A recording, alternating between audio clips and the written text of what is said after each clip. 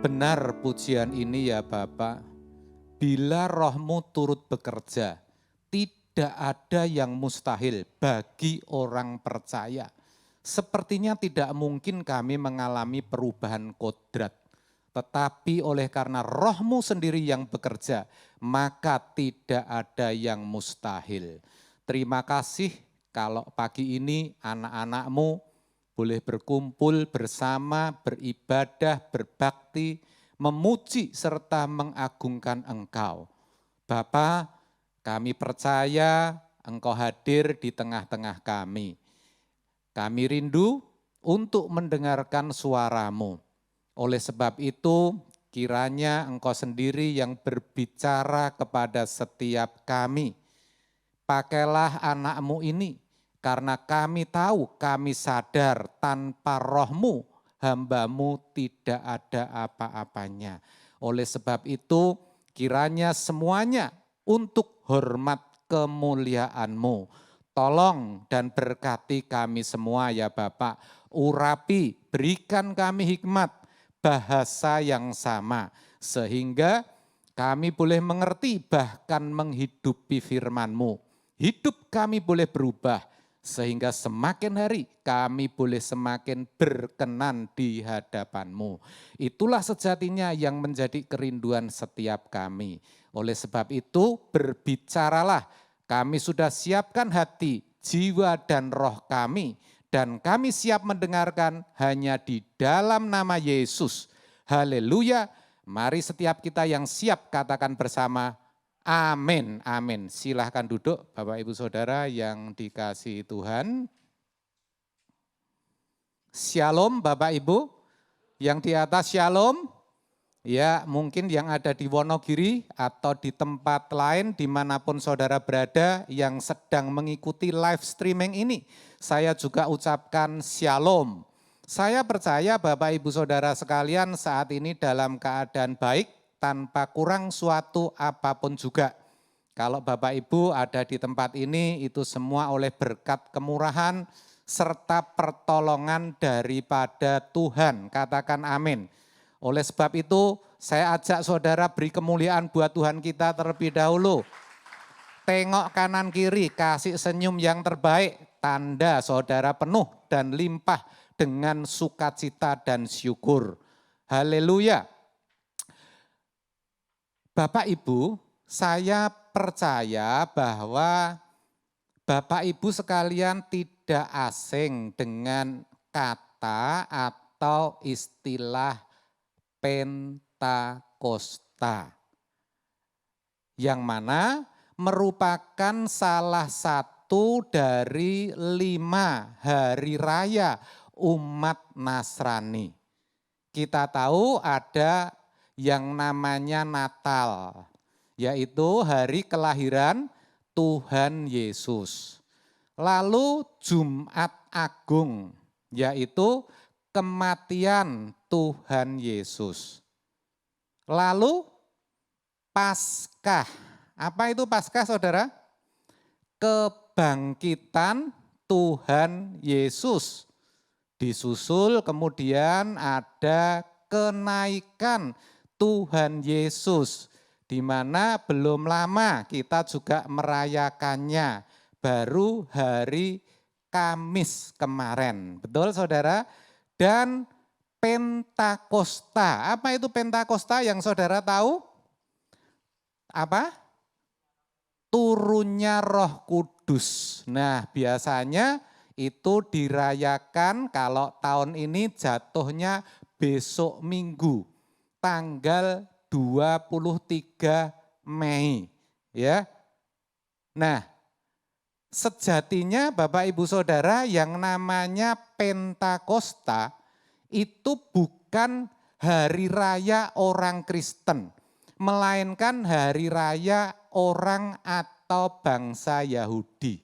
Ya, dan saudara juga perlu tahu bahwa di antara kelima hari raya ini, satu di antaranya itu selalu hari Jumat, betul?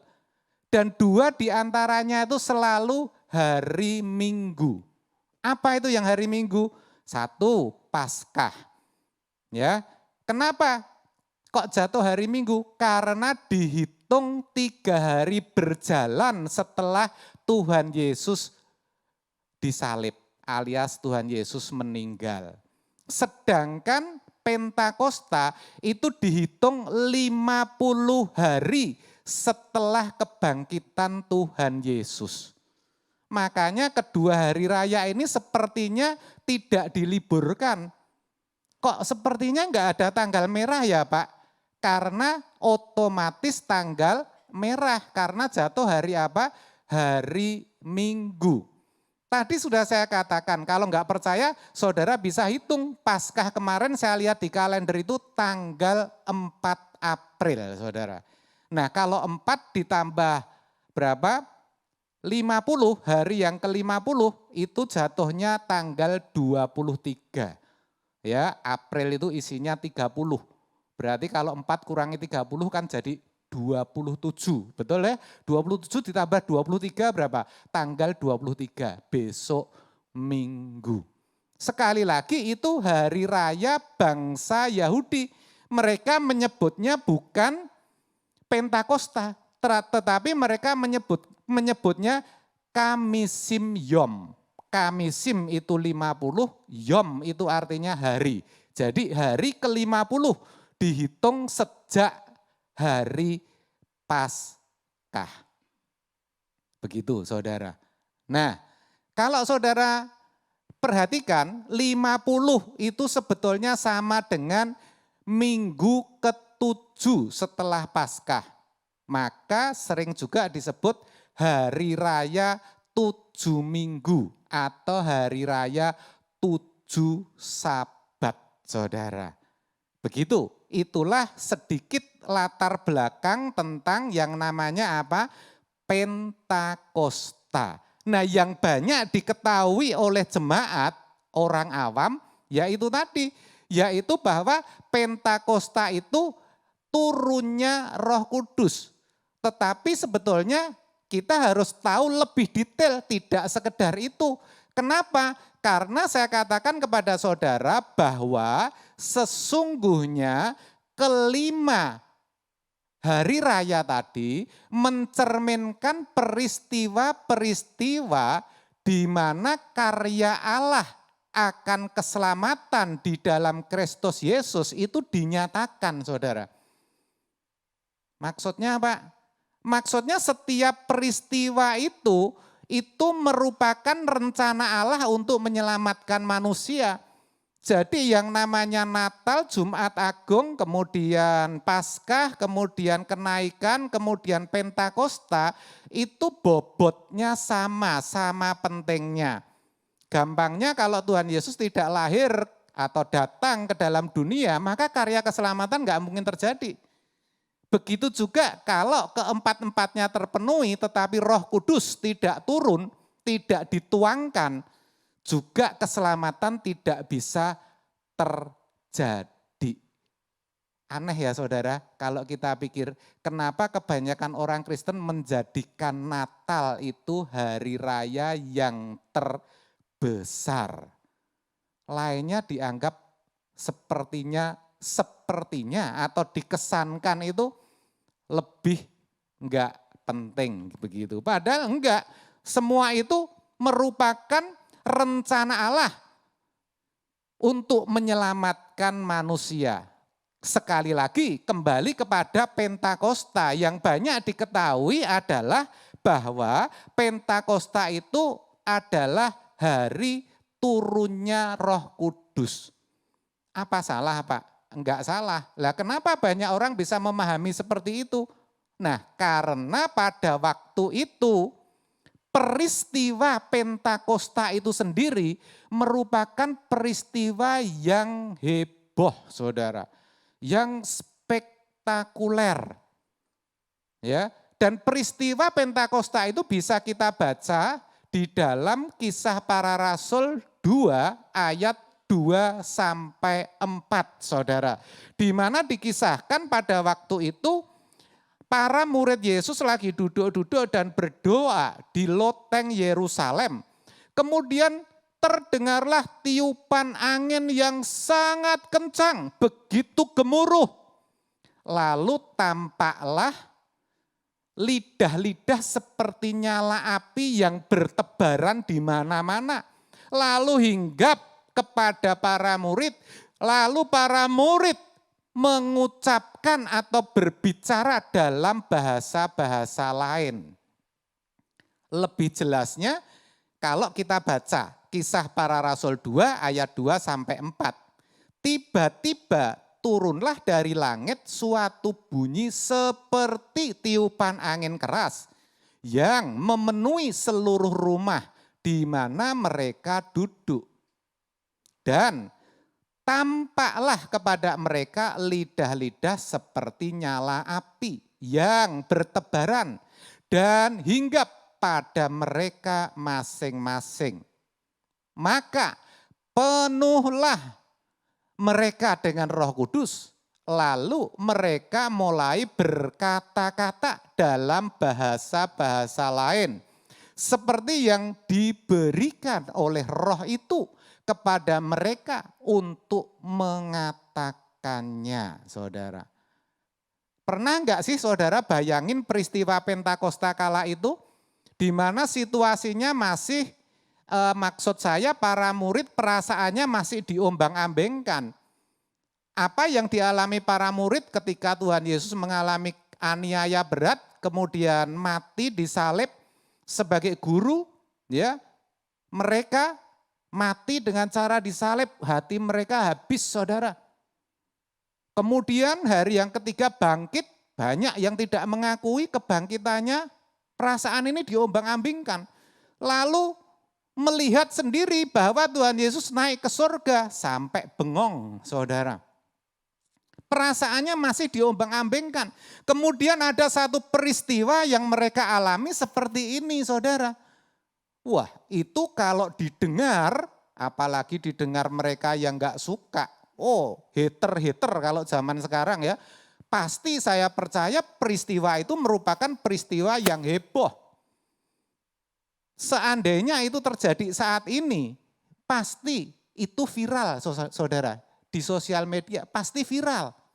Ya, yang jadi pertanyaan bagi kita, kenapa sih kok Tuhan menjadikan Pentakosta itu sebagai satu momentum, satu peristiwa yang luar biasa, sebagai fenomena yang spektakuler, klik. Kenapa begitu heboh, saudara? Nah, pernah saudara berpikir seperti ini? Atau malah nggak pernah membayangkan sama sekali peristiwa Pentakosta? Ada 3 alasan, saudara, minimal. Yang pertama, apa itu? Untuk penggenapan nubuat Nabi Yoel dan apa yang dikatakan Yohanes Pembaptis. Nabi Yoel itu hidup jauh sebelum Yesus ada. Dia mengatakan, dia menubuatkan, dia meramalkan bahwa kelak akan ada roh yang Allah curahkan kepada umatnya. Bahwa Allah akan melakukan tanda-tanda heran, bahkan mujizat, dikatakan demikian. Langit akan menjadi gelap, ya. Semuanya akan mencekam sebelum kedatangan Tuhan yang kedua. Sebelum hari Tuhan, dikatakan seperti itu. Lalu mereka yang percaya kepada Tuhan akan diselamatkan. Itu yang diramal Nabi Yoel. Nah, di sini Tuhan menggenapi dalam peristiwa Pentakosta. Kita bisa baca di Kisah Para Rasul 2 ayat 17 sampai 21. Saya baca agak cepat. Akan terjadi pada hari-hari terakhir, demikian firman Allah, bahwa aku Allah ya akan mencurahkan rohku ke atas semua manusia. Maka anak-anakmu, laki-laki dan perempuan akan bernubuat. Dan teruna-terunamu akan mendapat penglihatan-penglihatan. Dan orang-orangmu yang tua akan mendapat mimpi. Juga ke atas hamba-hambaku, laki-laki dan perempuan akan kucurahkan rohku pada hari-hari itu. Dan mereka akan bernubuat. Dan aku akan mengadakan mujizat-mujizat di atas, di langit, dan tanda-tanda di bawah, di bumi, darah, dan api, dan gumpalan-gumpalan asap. Matahari akan berubah menjadi gelap gulita, dan bulan menjadi darah sebelum datangnya hari Tuhan. Hari yang besar dan mulia itu. Dan barang siapa yang berseru kepada nama Tuhan akan diselamatkan. Nah, saudara, jadi berita keselamatan itu sudah diramal oleh Nabi Yoel. Dan ini harus dinyatakan, ini harus dibuktikan, ini harus digenapi. Tentu dengan peristiwa yang heboh, karena dikatakan aku akan mencurahkan rohku. Berapa kali tadi ada kalimat seperti itu? Iya kan? Selain itu juga untuk membuktikan ucapan Yohanes Pembaptis, di mana dia mengatakan aku akan membaptis dengan air, tetapi dia yang akan datang sesudah aku, dikatakan seperti itu. Di mana aku membuka tali kasutnya pun aku tidak pantas. Dia lebih kuat, lebih berkuasa daripadaku. Dan ia akan membaptis dengan apa? Membaptis kamu dengan Roh Kudus dan api. Nah, ini dikatakan Yohanes Pembaptis di Matius 3 ayat 11. Dan itu harus digenapi dan itu harus terlaksana. Maka Allah memakai momentum peristiwa Pentakosta, hari Sabat ke-7 tadi atau hari 7 minggu, hari raya 7 minggu. Dipakai oleh Tuhan, saudara. Apa yang bisa kita tarik dari pelajaran ini? Yaitu bahwa nubuat dan perkataan dari Yohanes Pembaptis itu sudah digenapi. Artinya apa? Kalau sudah digenapi, maka tidak akan terjadi lagi peristiwa seperti itu. Enggak akan ada. Enggak akan ada sampai hari Tuhan datang. Jadi kalau saudara sampai mendengar bahwa ada misalnya nubuatan-nubuatan atau orang-orang atau hamba-hamba Tuhan tertentu mengatakan, oh, aku lihat loh itu ada orang itu, ya tahu-tahu saya lihat di atas kepalanya itu misalnya ini ada nyala seperti lidah api, ya masuk gitu. Wah itu jelas ilusi, jelas fantasi. Karena sudah digenapi kok saudara.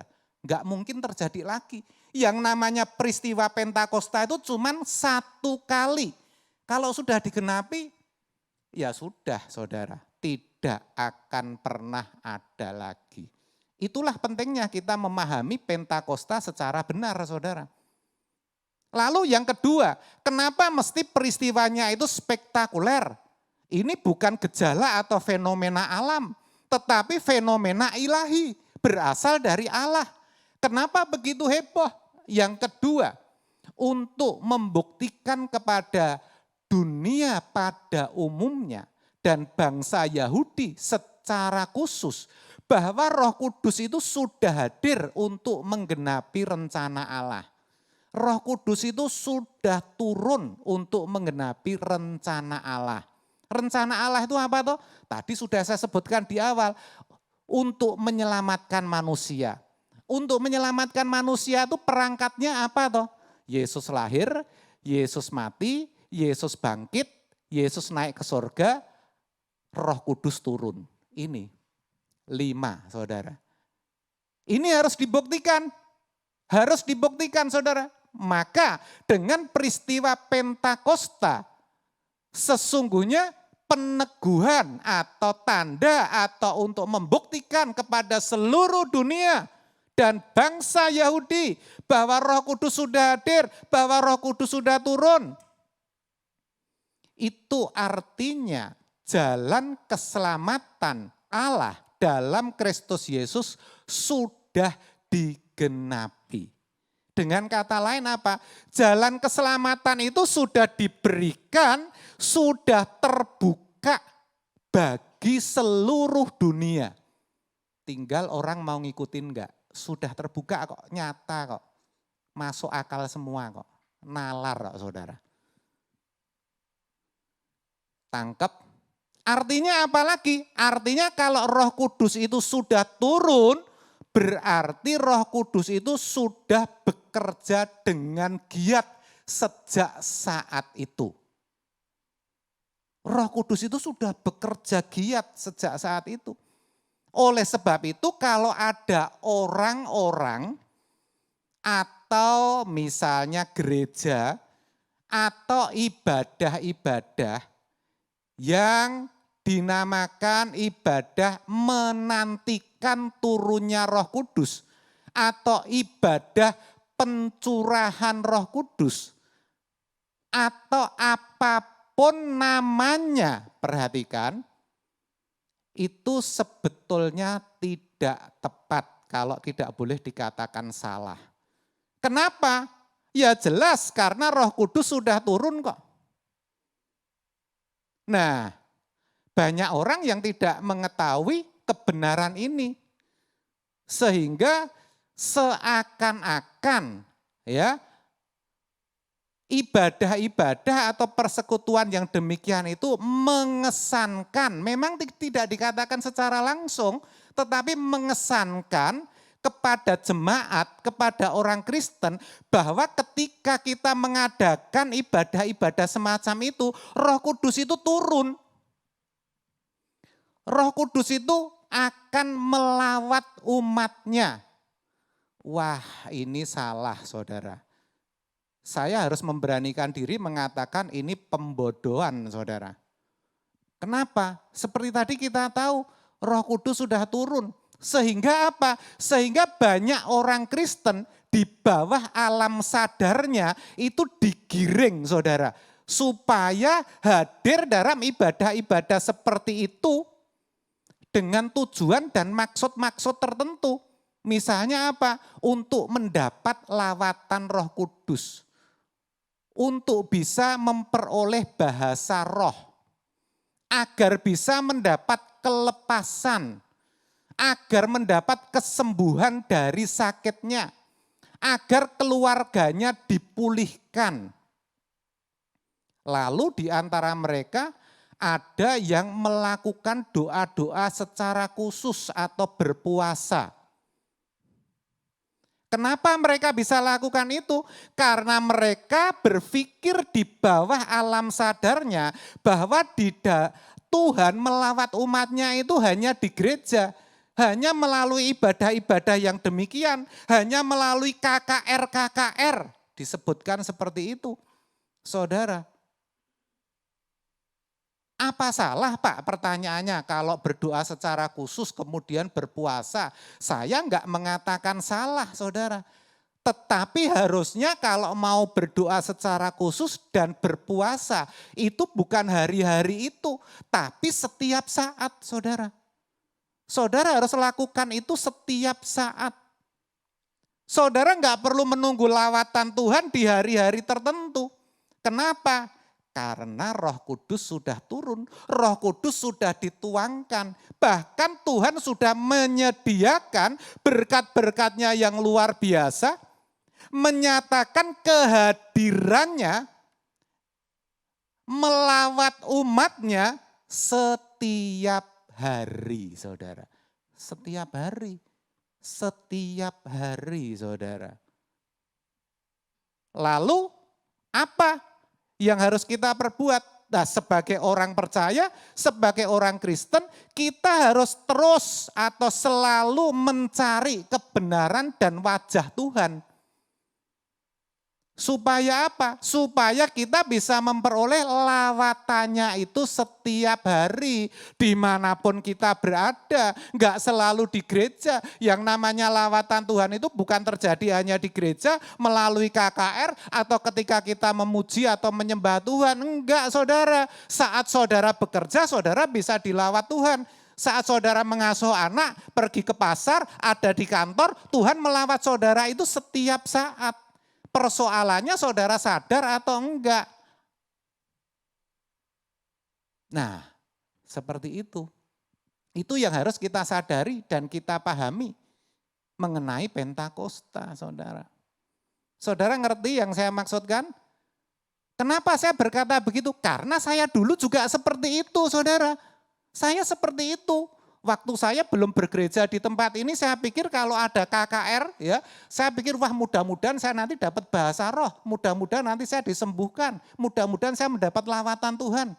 Pikirannya seperti itu, keliru saudara, enggak benar. Saudara bisa ngerti? Amin saudara. Kenapa begitu heboh peristiwa Pentakosta? Yang ketiga, untuk mentabiskan lahirnya gereja Tuhan. Sekali lagi, untuk mentabiskan lahirnya gereja Tuhan, saudara. Kok gitu Pak? Iya, karena pada peristiwa Pentakosta atau hari raya 7 Sabat, hari raya 7 Minggu, bagi bangsa Yahudi, itu hari raya yang besar, saudara. Hari raya yang besar. Bahkan di bagian lain di Alkitab, di kitab Ulangan juga dikatakan sebagai bahwa itu hari raya buah bungaran, hari raya menuai, mereka lagi panen. Kemudian pria-pria Yahudi itu pada hari itu tidak bekerja, saudara. Mereka melakukan pertemuan-pertemuan kudus di kemah-kemah suci, di bait-bait Allah, atau di tempat-tempat lain yang mereka anggap suci untuk datang dan beribadah kepada Tuhan. Mereka sangat menaruh rasa takut dan hormat kepada Allahnya, Allah Abraham, Allah Ishak dan Allah Yakub. Mereka betul-betul takut dan hormat. Sehingga pada saat itu mereka dengan sukarela membawa persembahan kepada Tuhan. Sehingga pada waktu itu momentum hari raya itu orang-orang Yahudi, bangsa Yahudi yang terserak-serak di seluruh dunia datang kembali dari daerah asal mereka masing-masing dengan budaya mereka, dengan bahasa daerah mereka masing-masing, semua datang dan berkumpul di Yerusalem. Jadi di Yerusalem itu ada banyak orang, saudara. Tangkap sampai situ, saudara. Ada banyak orang kumpul.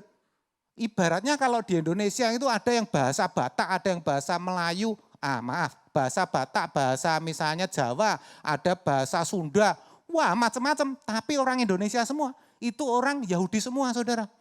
Nah itu momentum itu dipakai Tuhan untuk menyatakan kemuliaannya, yaitu lahirnya gereja. Makanya pada waktu itu di Kisah Para Rasul 1 ayat 4-5 Tuhan itu mengingatkan murid-muridnya. Tuhan Yesus ngomong seperti ini, pada suatu hari ketika ia makan bersama-sama dengan mereka, ia melarang murid-murid itu meninggalkan Yerusalem. Jangan pergi dulu dan menyuruh mereka tinggal di situ, menantikan janji Bapa yang demikian katanya. Telah kamu dengar daripadaku, sebab Yohanes membaptis dengan air, tetapi tidak lama lagi kamu akan dibaptis dengan Roh Kudus. Lah, di sini baptisan Roh Kudus itu sebagai pentabisan gereja Tuhan, saudara. Bisa ngerti, saudara? Amin. Amin, saudara. Saudara diem tahu enggak? Amin. Iya, saudara. Makanya pada waktu itu para murid bisa berbicara dalam bahasa-bahasa baru atau bahasa-bahasa lain. Lalein heterais gloosais, itu teks aslinya. Maksudnya apa Pak? Maksudnya berbicara dengan bahasa-bahasa yang mereka tidak pernah belajar sebelumnya. Itu loh.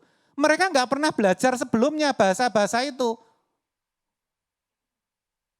Tetapi mereka yang hadir dari Mesopotamia, dari Media, dari Syria, dan dari banyak penjuru, mereka ngerti yang diomongkan murid-murid itu. Kenapa? Karena itu bahasa lokal mereka. Amin, saudara bisa tangkap yang saya maksudkan?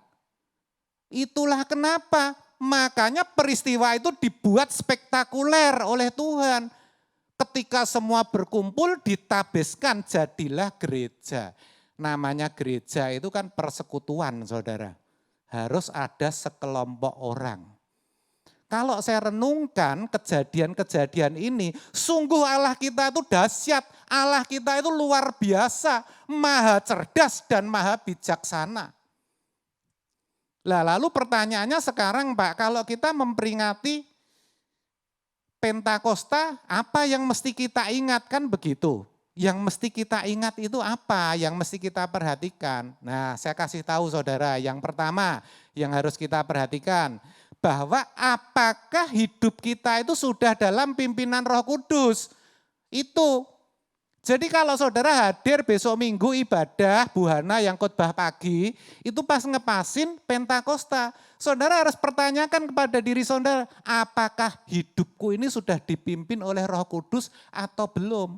Lah karena Roh Kudus sudah hadir kok, sudah ada dan tinggal diam di dalam diri saudara kok. Apakah hidup saudara itu sudah semakin serupa dengan Yesus? Apakah hidup saudara itu sudah sempurna seperti Bapa? Itu harus jadi pertanyaan. Apakah saudara sudah mengalami satu perubahan karakter? Apakah saudara itu sudah menghasilkan buah roh yang bernilai kekal? Ada damai, sukacita, ada kasih, bisa menguasai diri, sabar, baik, murah hati, lemah lembut. Nah, apakah itu sudah ada di dalam hidup saudara? Kesempatan untuk mengkoreksi diri, kapan? Harusnya setiap saat. Tetapi momentum Pentakosta bisa saudara jadikan itu sebagai alat sarana untuk introspeksi diri. Bukannya saudara cari karunia saudara. Supaya tadi saya katakan, bisa tumpang tangan orang sakit sembuh, supaya bisa usir setan, supaya bisa bernubuat, supaya bisa beroleh bahasa-bahasa roh. Bukan begitu.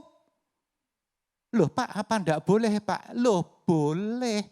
Tetapi itu Tuhan sediakan itu setiap hari saudara. Enggak perlu nunggu besok Minggu. Entar pulang saja kalau Tuhan mau kasih, Tuhan kasih kok. Namanya karunia itu pemberian kok. Saudara boleh minta tetapi diberi atau tidak tergantung yang punya kok. Itu sifatnya sementara kok. Tetapi buah roh sifatnya kekal saudara. Saudara ngerti yang saya katakan? Amin. Aduh saudara, kadang capek kalau mikirin saudara. Itu yang pertama saudara. Yang kedua apa saudara? Dominasi Roh Kudus itu harus ada dalam kehidupan orang percaya.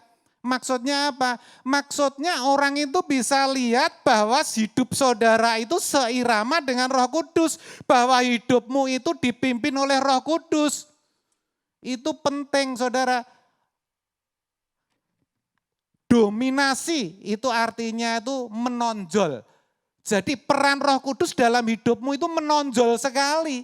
Kalau yang namanya menonjol itu enggak usah dipertontonkan, enggak usah diperagakan. Orang lain itu bisa lihat. Amin saudara.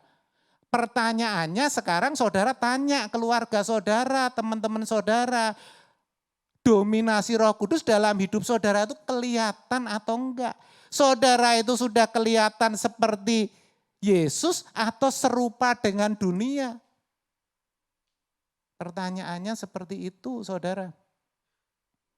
Ini penting karena kalau dominasi daripada Roh Kudus itu tidak ada, maka gereja itu tidak ada artinya saudara. Karena gereja membutuhkan kuasa. Kalau saudara tidak dominan Roh Kudusnya, saudara kumpul di gereja, berarti gereja jadi enggak ada kuasanya juga.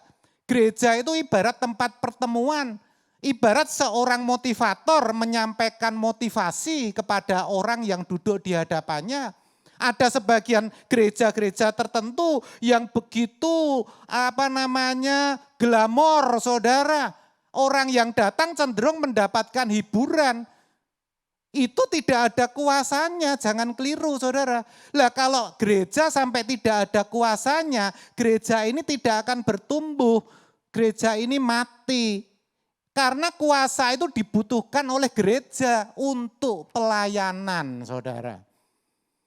Baik itu pelayanan ke dalam, yaitu di dalam pertumbuhan kedewasaan rohani jemaat. Itu gereja butuh Roh Kudus, saudara butuh Roh Kudus. Enggak ada Roh Kudus, rohani saudara enggak bisa bertumbuh. Bagaimana saudara bisa memahami firman Tuhan tanpa hikmat pencerahan dari Roh Kudus atau Roh Allah itu sendiri, saudara. Juga pelayanan gereja keluar. Gereja ini diutus untuk menjadi saksi Kristus. Ada penginjilan, ada diakonia. Kalau tidak ada dominasi Roh Kudus, ampang saudara. Saudara menginjil tetapi untuk kepentingan pribadi. Saudara memberi tetapi untuk kepentingan pribadi. Supaya dipuji. Dan itu kasihan orang-orang tulus yang ingin ambil bagian dalam pekerjaan Tuhan. Banyak orang-orang yang tulus hatinya rindu untuk mengambil bagian dalam pekerjaan Tuhan. Tapi dimanfaatkan oleh gereja dan oknum-oknum orang-orang seperti ini saudara. Saudara bisa tangkap yang saya maksud? Saya tidak bermaksud untuk menjelekkan satu gereja tertentu atau hamba-hamba Tuhan tertentu. Tetapi ketika kebenaran itu dibukakan, maka yang tidak benar itu jadi kelihatan, itu otomatis seperti itu saudara. Amin saudara. Saudara mau memahami yang benar? Amin. Tepuk tangan dulu buat Tuhan kita. Itu yang perlu kita waspadai. Dan yang ketiga apa? Yang ketiga, kalau kita memperingati Pentakosta, kita harus membiasakan diri hidup dalam doa saudara. Pertanyaannya, saudara sudah sering doa belum? Halo? Sudah Pak, berapa kali? 2 Pak. Bangun dan sebelum tidur. Kurang Pak, saya 5 sama makan saudara. Saya mau kasih tahu saudara, doa itu interpersonal relationship. Hubungan pribadi 2 arah. Kalau Roh Allah tinggal di dalam hati saudara, hubungan itu harus senantiasa ada saudara. Setiap saat, setiap saat. Ketika saudara beraktivitas, ketika saudara mempertimbangkan sesuatu, ketika saudara berbicara, ketika saudara melakukan sesuatu, ketika saudara berjalan ke satu tempat, ketika saudara melakukan tugas-tugas rutinitas saudara, harus senantiasa melibatkan Tuhan. Harus senantiasa ada komunikasi aktif dengan Allah yang ada di dalam diri saudara. Jadi yang namanya Roh Kudus tinggal diam di dalam hati kita ini aktif dan dinamis. Dia tidak tinggal diam. Dia menyertai, dia menunjukkan, memimpin kepada kebenaran, dia menginsyafkan kita kepada dosa. Tetapi semua peran dari Roh Kudus itu tidak akan berfungsi, tidak akan jalan kalau saudara tidak responi. Kalau saudara tidak menghiraukan saudara, gak bisa terjadi. Interpersonal relationship, hubungan 2 arah itu gak mungkin terjadi. Saudara tahu, ngerti yang saya maksudkan? Dan itu tidak gampang, setiap hari, setiap saat harus berkomunikasi dengan Tuhan.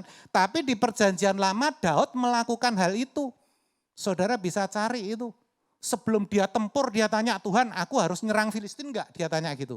Kalau Tuhan ngomong serang, serang. Kalau enggak. Bukan hanya waktu doa Daud, saudara. Amin, saudara. Ngerti yang saya maksudkan? Sehingga ketika saudara berdoa di gereja, ketika saudara beribadah, ya, ketika saudara ikut dalam persekutuan doa pagi, ikut dalam persekutuan rumah tangga, itu sejatinya sarana untuk berlatih. Yang mana tujuan akhirnya, yang mana muaranya kelak dalam setiap nafas kita, dalam setiap detak jantung kita, setiap detik kita selalu kontak berhubungan dengan Tuhan. Makanya di dalam 1 Timotius 4 ayat 7 mengatakan, latihlah dirimu beribadah. Harus dilatih karena itu tidak otomatis bisa. Jadi kalau saat ini saudara belum bisa, masih bisa dimaklumi. Mungkin latihannya kurang maksimal. Lah sekarang dimaksimalkan saudara. Ngerti saudara? Amin. Rasanya gimana Pak? Nanti saudara akan merasakan sendiri. Itu tidak bisa digambarkan atau dilukiskan dengan kata-kata. Tapi untuk yang satu ini harus dialami saudara. Ngerti saudara? Itulah kalau kita memahami Pentakosta secara benar, kita akan melihat karya keselamatan itu secara utuh. Dan saya berharap saudara bisa tangkap, saudara bisa ngerti apa yang saya sampaikan pagi ini. Amin. Kalaupun saudara masih ada yang belum jelas, saudara bisa putar ulang channel YouTube-nya. Karena GBSAO ini live streaming saudara. Saat ini bisa diikuti di banyak tempat, saudara pulang, saudara bisa lagi dengerin lagi di YouTube. Seperti saya katakan, apa yang saya sampaikan beruntun, berseri, supaya saudara ngerti secara utuh dan iman saudara akan didewasakan. Kenapa begitu? Saya tidak punya maksud lain. Karena saya bertanggung jawab atas kerohanian saudara. Ibu gembala dan staf di tempat ini bertanggung jawab atas kerohanian saudara. Padahal yang namanya firman Tuhan, itu kalau cuma dengar sekali, itu belum bisa dilakukan. Dalam bahasa Inggris ada dua kata yang berarti mendengar. Satu hear, yang lain listen. Kalau namanya hear, seperti saudara di kafe. Saudara berdua dengan pacar saudara, dengan suami atau istri saudara. Saudara ini ngobrol, bisa dengar apa yang dikatakan lawan bicara saudara. Tetapi pada saat yang sama, saudara bisa mendengarkan alunan musik.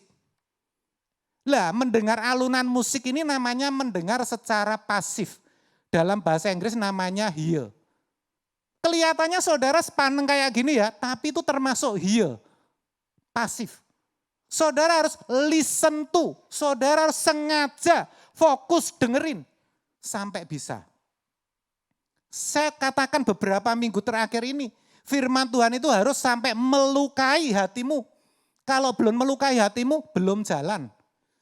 Belum bisa dioperasikan saudara.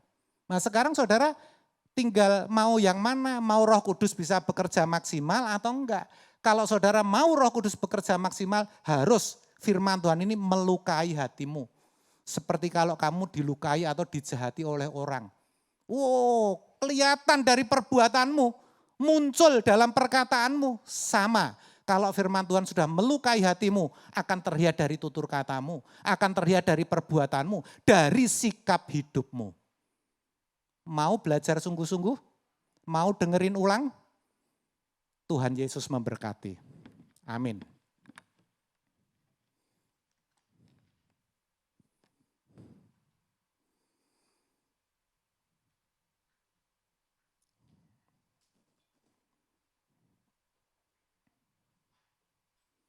Tampilkan teksnya dulu.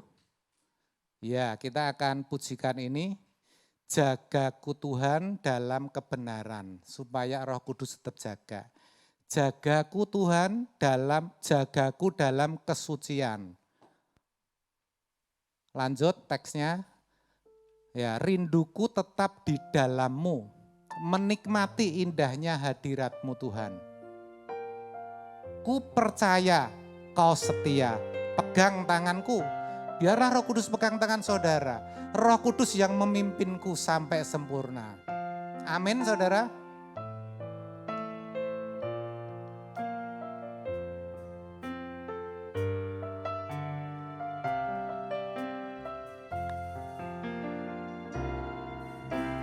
Jagaku Tuhan dalam kebenaran, jagaku dalam kesucian Bapa.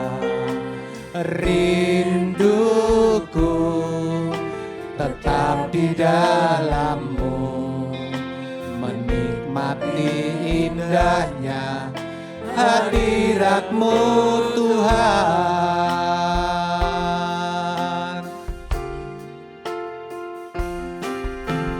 Ku percaya Kau setia, pegang tanganku. Ayo belajar. Roh-Mu yang kudus memimpinku sampai sempurna.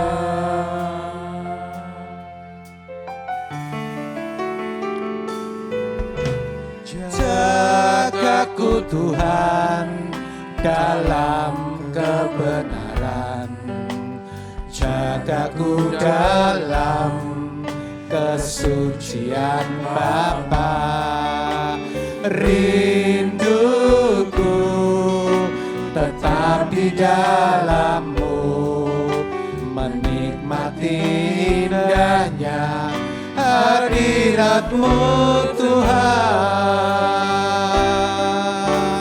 Jagaku Tuhan dalam kebenaran, jagaku dalam kesucian Bapa. Rinduku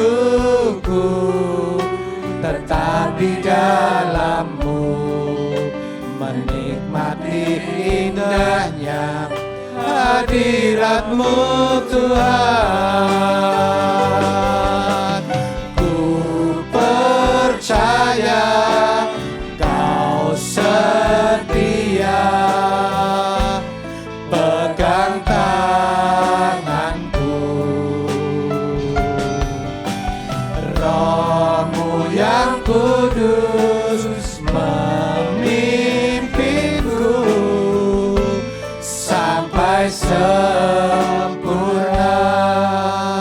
Saya ajak saudara bangkit berdiri. Saudara renungkan sejenak firman yang sudah saudara terima dan koreksi hidupmu, periksa ibadahmu. Apakah engkau sungguh sudah memahami Pentakosta dengan benar? Tandanya hidup saudara harus berubah. Tandanya adalah buah roh harus tampak dalam kehidupanmu. Dan itu tidak gampang. Itu proses. Tetapi proses itu harus mengalami progres. Jangan proses dijadikan alasan setiap kali ditanya.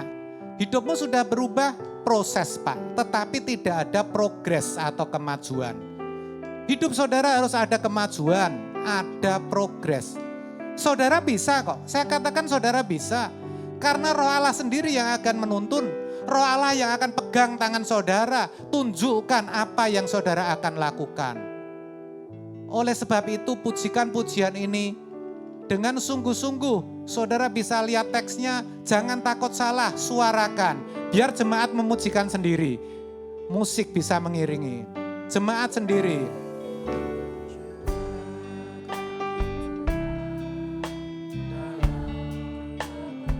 Yes.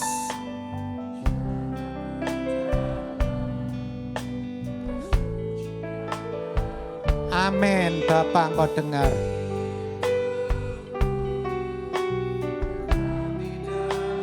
Amin.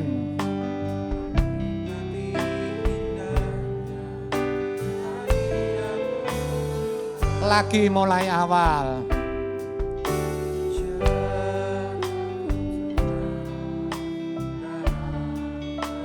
Jangan takut salah. Lebih keras.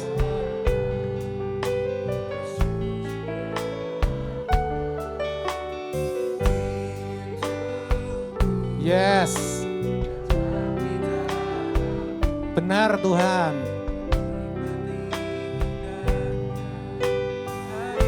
Haleluya, sama-sama. Ku percaya Kau setia, pegang tanganku. Angkat tanganmu biar Roh Kudus menjamah. Roh-Mu yang kudus memimpinku sampai sempurna. Dari awal jagaku, sekali lagi saudara, sekali lagi. Jagaku Tuhan dalam kebenaran, jagaku dalam kesucian Bapa. Rinduku tetap di dalam-Mu, menikmati indahnya hadirat-Mu Tuhan. Ku percaya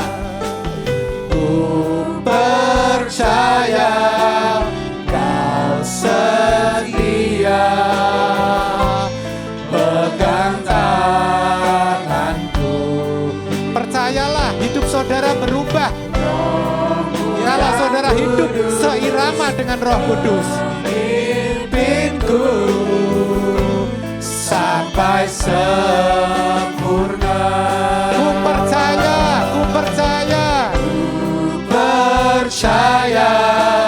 Kau setia, pegang tanganku. Roh-Mu yang kudus memimpinku sampai sempurna. Sampai sempurna. Sampai sempurna.